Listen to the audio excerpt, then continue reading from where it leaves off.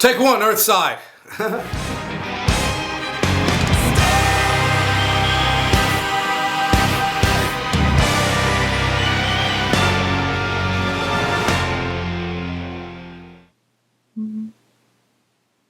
Well, the bass parts weren't that bad. They were pretty fun. Mob Mentality was a really difficult song.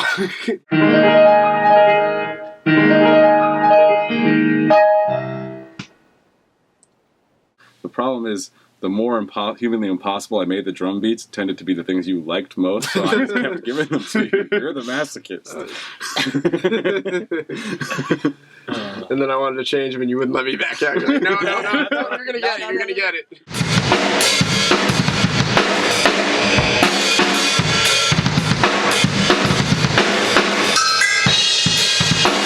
And usually within this band, if we have a song that we're working on together, there's usually a degree to which we operate autonomously. It may be my song, but you know, you guys put your own spin on it. This was really not at all how this worked, because it is, in a sense, yes, it's a rock band, rock metal kind of composition with a very strong orchestral element, but it's almost more, the orchestra is really more the starting point than the rock band.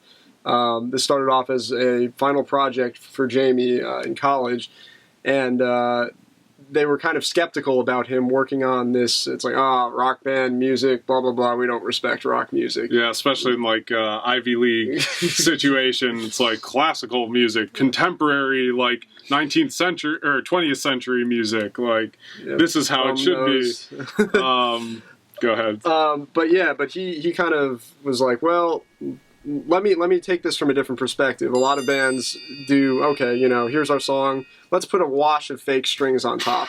This is going to sound great. Like, and you put our singer in front of a mountain, Faith Plus One style. It's not symphonic metal. No, it's just not the strings following the band chords. The band follows, in many cases, the strings. It follows this really elaborate arrangement Jamie put together over the course of 4 years or something like that. Not consecutively, but on and off. So really, he was writing. I'm used to writing my own parts, or you know, if the other guys want me to do something, I'll kind of put it together and I'll put my spin on it. This was like, no, you will exactly play this thing that I've not really checked to see is totally humanly played. I love playing this song, and I love all like the little subtle slides and stuff. The only thing that was frustrating for me, it was in the studio at like 3 a.m. trying to get one measure that I'd never seen before or played before.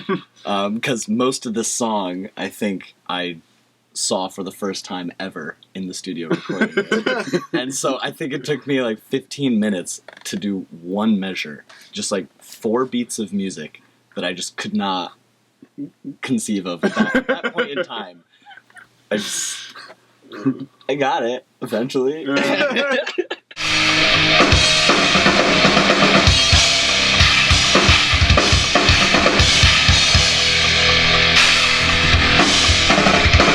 This song was a tremendous learning experience for me, composing, just because for most musical things, you can try things. If I want to try writing for keyboard, I can, see how Frank does with it. But for instance, recording an orchestra, there's really no trial and error. As Frank was alluding to, I was using Logic Pro, but regardless of what program I used, other than buying an orchestration textbook and taking a class, I had really no way of knowing how it would sound with the real orchestra other than just trying to extrapolate the best I could, as this was my first experience ever composing for an orchestra. So, we went to Moscow and recorded the Moscow Studio Symphony Orchestra, which is an amazing experience, and I think it turned out really beautiful and gorgeous.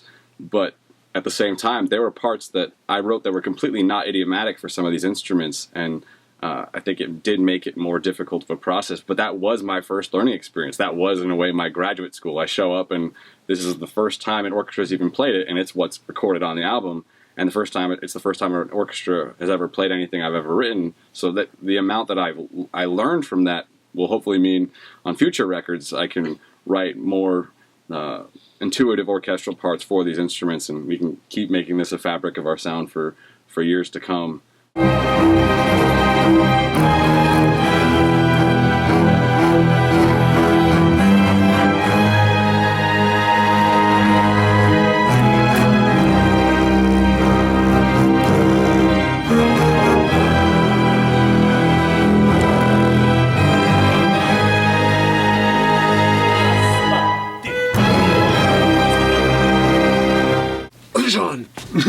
So getting Lajon on the record and on a song, I couldn't even fathom the idea. These guys are just so huge to me. To get anyone from Sevendust on a record on a song I wrote, you've told me that 5 to 10 years ago. Just, it's absolutely unbelievable. And to get to work with him, and he's so appreciative and wonderful to work with, and just such a good energy while we were in the studio, and just made it so fun, but also so meaningful. And thank you, Lajon. So savor each move. Okay. A wakeless morning. Awake this morning. Perfect. On my home.